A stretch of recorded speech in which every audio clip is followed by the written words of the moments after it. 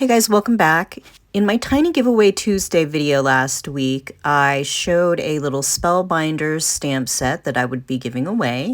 The details were in the description of that video, and you had to comment in order to be entered. So I went ahead and put this video into the comment picker. The comment picker looks at all of the comments and chooses one person at random to win the giveaway.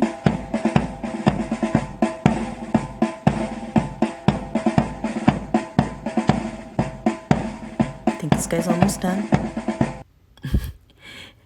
And the winner is Linda.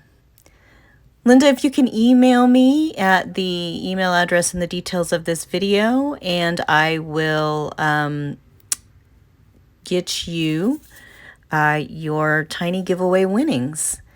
Also, the project that everyone chose primarily was the mini album from this Garden of Books set. So I will be working on this, and you should get part 1 of that video later this week. A huge thank you to everyone who commented and participated in the giveaway. I will have a new Tiny Giveaway Tuesday giveaway next Tuesday. Imagine that.